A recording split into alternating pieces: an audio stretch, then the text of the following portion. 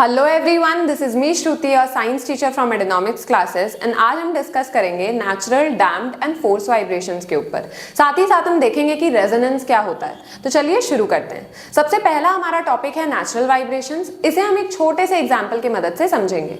Let's say एक pendulum है। Pendulum का जो गोल सा हिस्सा होता है उसे हम बोलते हैं बॉब। तो अगर मान लीजिए वो बॉब मूव नहीं कर रहा है, तो अगर आप उसको स्लाइटली ऐसे डिस्प्लेस करके छोड़ दोगे तो एक नेचुरल फ्रीक्वेंसी के साथ अपने आप मूव करता रहेगा। फिर आपको कुछ भी डिस्टर्बेंस करने की जरूरत नहीं है, कुछ भी फोर्स लगाने की जरूरत नहीं है। तो उसी वाइब्रेशंस को हम क्या बोलते हैं? Natural vibrations. यानी कि आपको बस उसको एक बार डिस्प्लेस करना है, फिर आप उसमें कोई भी एक्सटर्नल फोर्स अप्लाई नहीं करोगे एंड आप देखोगे कि वो पेंडुलम जो है, वो जो बॉब है, वो बहुत टाइम तक एक नेचुरल फ्रीक्वेंसी के साथ मूव कर रहा है। तो इसी वाइब्रेशन को हम लोग क्या बोलते हैं? Natural vibrations. ठीक है, तो अब हम ध्यान देंगे इसके डेफिनेशन पे। Natural vibration, the periodic vibrations of a body in the absence of any external force on it are called natural or free vibrations। तो यहाँ पे कीवर्ड क्या है कि आपको बस एक बार बॉडी को डिस्प्लेस करना है, उसके बाद आपको कोई भी एक्सटर्नल फोर्स उस पर अप्लाई नहीं करना है। वो बॉडी नेचुरली अपने फ्रीक्वेंसी के साथ वाइब्रेट करेगी। Now, the time period of the body is called the natural period। यानी टाइम पीरियड क्या था? हमने जो प्रीवियस यूनिट में पढ़ा था कि कोई भी बॉडी एक वाइब्रेशन कंप्लीट करने के लिए जितना टाइम लगाती है उसे हम क्या बोलते हैं? उसका टाइम पीरियड। ठीक है, तो इस केस में हमारा टाइम पीरियड क्या बोला जाता है? Natural time, natural period. And frequency क्या हो जाती है? Natural frequency. की बॉडी को आप डिस्टर्ब नहीं कर रहे हो, बॉडी अपनी एक नेचुरल फ्रीक्वेंसी के साथ वाइब्रेट कर रही है। नेक्स्ट एग्जाम्पल है bob of a simple pendulum, जो हमने जस्ट अभी डिस्कस किया था। फिर है tuning fork struck against a hard rubber pad. तो ये है एक tuning fork.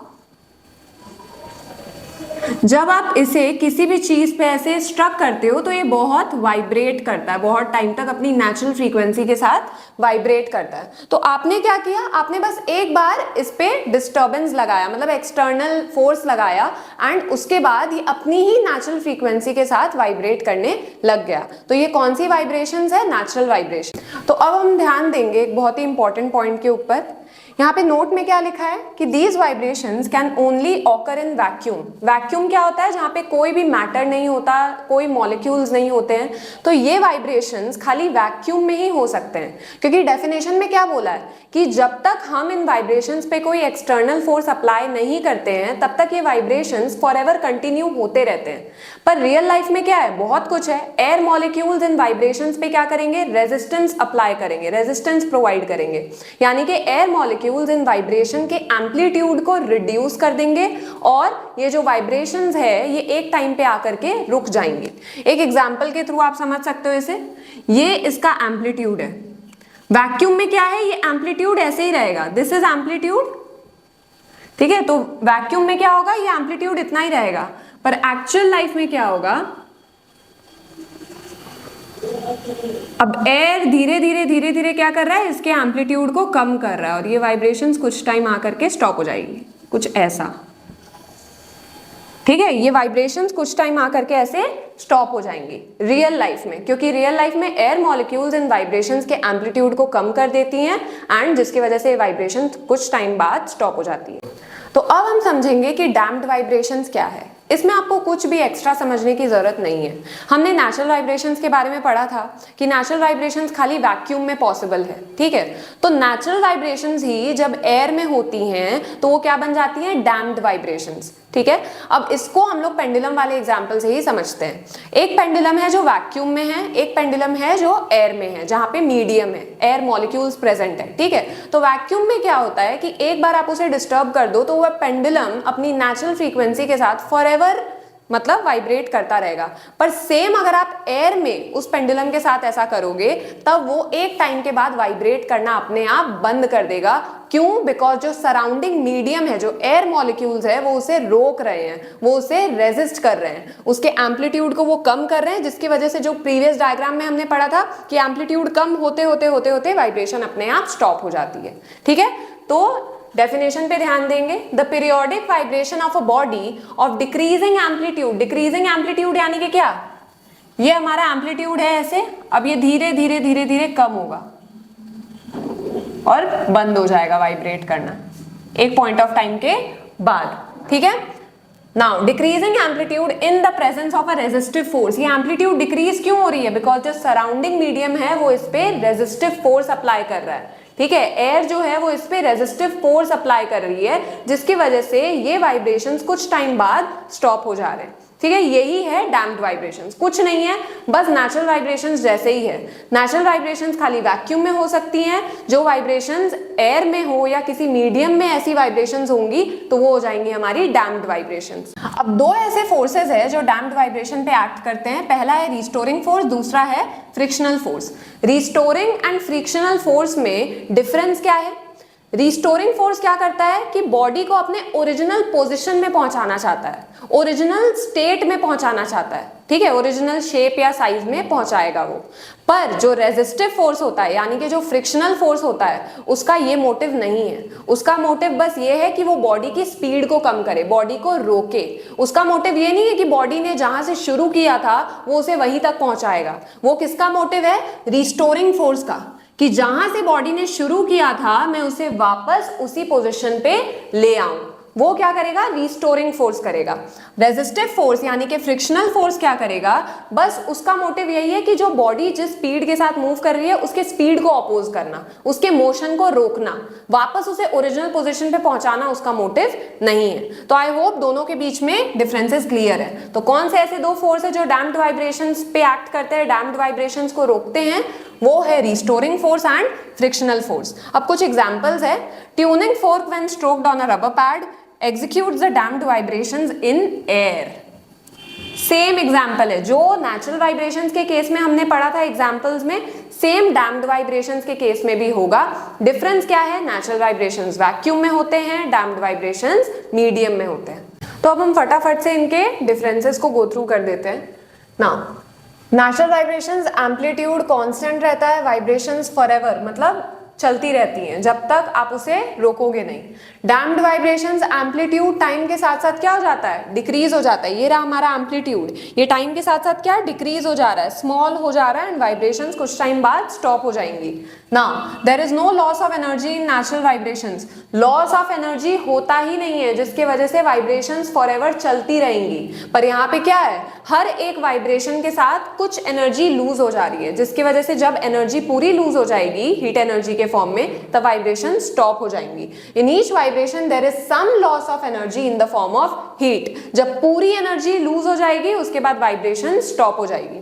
Now only restoring force acts on the body. Body पे बस एक ही फोर्स एक्ट करता है यानी कि रिस्टोरिंग फोर्स, जो हमेशा बॉडी को अपने ओरिजिनल पोजीशन पे पहुंचाना चाहता है, ठीक है। इसमें दो फोर्सेस एक्ट करते हैं, एक होता है रिस्टोरिंग, दूसरा होता है रेजिस्टिव।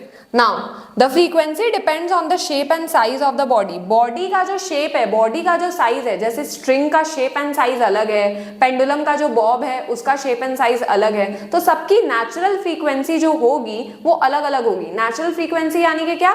आप उस बॉडी पे कोई डिस्टर्बेंस नहीं कर रहे हो, बस एक बार डिस्टर्बेंस लगा रहे हैं, उसके बाद बॉडी अपने नेचुरल फ्रीक्वेंसी के साथ वाइब्रेट कर रही है फॉरएवर इन वैक्यूम। नाउ इस केस में क्या होता है? Frequency is always less than the natural frequency.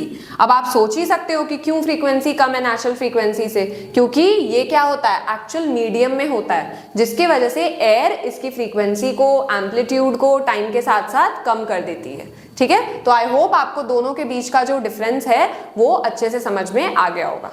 अभी तक हमने पढ़ा नेचुरल वाइब्रेशंस के बारे में और डैम्प्ड वाइब्रेशंस के बारे में। नेचुरल वाइब्रेशंस में बॉडी पे रिस्टोरिंग फोर्स एक्ट कर रहा था, डैम्प्ड वाइब्रेशंस पे दो फोर्सेस एक्ट कर रहे थे, एक था रिस्टोरिंग फोर्स, दूसरा था रेजिस्टिव फोर्स। अब हम पढ़ने जा रहे हैं फोर्स्ड वाइब्रेशंस के बारे में, जिसपे बॉडी में तीन फोर्सेस एक्ट करते हैं, restoring force, resistive force and external force. Let's say एक एग्जांपल लेते हैं। एक बच्चा है जो कि स्विंग में झूल रहा है, तो आपने उसे एक बार पुश किया एंड वो अपने आप झूल रहा था। एक टाइम के बाद क्या होगा? उसकी जो स्विंग है वो अपने आप आकर के रुक जाएगी। तो ये किस तरह की वाइब्रेशंस हुई? डैम्प्ड वाइब्रेशंस, जिसमें वाइब्रेशंस एक पॉइंट ऑफ टाइम के बाद क्या हो जाती हैं? रुक जाती हैं। पर यही मैं करूं अगर मैं बार बार कॉन्स्टेंटली, जब भी वो रुकने जाए तब मैं उसे बार बार एक एक्सटर्नल फोर्स अप्लाई करूं, पुश करूं, ठीक है, और ये एक बार नहीं बार बार, तो तब वो वाइब्रेशंस कैसी हो जाएंगी? फोर्स्ड वाइब्रेशंस हो जाएंगी। इसका मतलब क्या है कि अगर आप उसे एक्सटर्नल फोर्स अप्लाई नहीं करते, अगर आप उसे पुश नहीं करते, तो वो बच्चे की जो स्विंग है वो एक टाइम के बाद रुक जाती। पर आप क्या कर रहे हो, उसे बीच बीच में बार बार पुश कर रहे हो, जब भी वो रुकने जा रही है आप उसे पुश कर रहे हो। तो ये किसका एग्जाम्पल है, फोर्स्ड वाइब्रेशंस का एग्जाम्पल है। ठीक है, अब इसके डेफिनेशन पे ध्यान देंगे। The vibration of a body which take place under the influence of an external periodic force. यहाँ पे एक्सटर्नल पीरियोडिक फोर्स क्या है, स्विंग वाले एग्जाम्पल में बीच बीच में जब आप बच्चे को पुश कर रहे हो, ठीक है, स्विंग को पुश कर रहे हो, तो वो हो गया आपका एक्सटर्नल फोर्स। अगर आप नहीं करते तो वो स्विंग एक टाइम के बाद अपने आप ही रुक जाती। तब वो कौन सा वाइब्रेशन का एग्जाम्पल होता, डैम्प्ड वाइब्रेशंस का एग्जाम्पल होता। Acting on it are called the forced vibrations. Example, an artist playing a guitar. Let's say एक आर्टिस्ट है जिसने एक बार गिटार के स्ट्रिंग को प्लग किया, वो स्ट्रिंग क्या थोड़ी देर तक वाइब्रेट करेगी, फिर अपने आप आकर के रुक जाएगी। पर यही जब वो आर्टिस्ट, ये जो रुक जाने का जो एग्जाम्पल था, एक बार प्लग करने का जो एग्जाम्पल था, वो था डैम्प्ड वाइब्रेशंस, कि एक आर्टिस्ट एक बार प्लग कर रहा है, स्ट्रिंग अपने आप आकर के फिर रुक जा रही है। अब जब वो कॉन्स्टेंटली गिटार को प्ले कर रहा है, तो क्या वो एक ही बार स्ट्रिंग को प्लग कर रहा है, नहीं, वो मल्टीपल टाइम स्ट्रिंग को प्लग कर रहा है। तो इसके वजह से क्या हो रहा है, मल्टीपल टाइम्स वो एक्सटर्नल फोर्स अप्लाई कर रहा है, जिसकी वजह से फोर्स्ड वाइब्रेशंस हो रही हैं। क्लियर है? नेक्स्ट, तो N artist playing a guitar and pushing a child on a swing, जिसके बारे में हमने डिस्कस किया। Three forces act on forced vibrations. पहला है रिस्टोरिंग फोर्स, दूसरा है रेजिस्टिव फोर्स जो मीडियम के द्वारा होती है, एंड तीसरा क्या है, एक्सटर्नल फोर्स जो आर्टिस्ट, मतलब जो बच्चे के एग्जाम्पल में जो हम उसे पुश कर रहे थे, तो वो क्या है, एक्सटर्नल फोर्स है।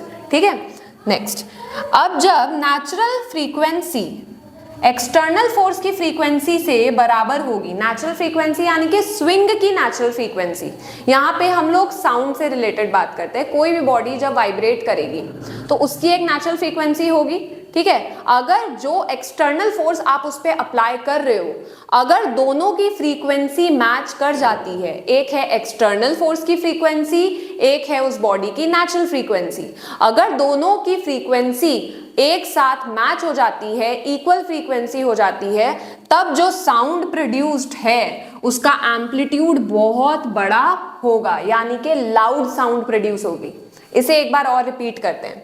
जब बॉडी की नेचुरल फ्रीक्वेंसी किससे मैच हो जाती है, एक्सटर्नल फोर्स की फ्रीक्वेंसी से मैच हो जाती है, तब जो साउंड प्रोड्यूस होती है उसकी एम्पलीट्यूड बहुत ज्यादा होती है, जिसकी वजह से लाउड साउंड प्रोड्यूस होगी। ऑन द अदर हैंड, अगर ऐसा नहीं होता, अगर दोनों की फ्रीक्वेंसी बराबर नहीं होती है, तो एम्पलीट्यूड बहुत स्मॉल है एंड थोड़े टाइम बाद वो वाइब्रेशंस अपने आप आकर के रुक जाएंगी। तो आई होप आपको ये पूरा कॉन्सेप्ट क्लियर हो गया होगा। तो आज का हमारा टॉपिक यहीं पे खत्म होता है। जो रेजोनेंस वाला पार्ट है वो हम लोग नेक्स्ट यूनिट में कंटिन्यू करेंगे। तो आई होप आपको सब कुछ क्लियरली समझ में आ गया होगा। फिर भी अगर आपके कोई डाउट्स हो तो आप उसे कमेंट सेक्शन में लिख के बता सकते हैं। हमारी पूरी कोशिश रहेगी आपके सभी डाउट्स को सॉल्व करने की। तो मिलते हैं नेक्स्ट वीडियो में।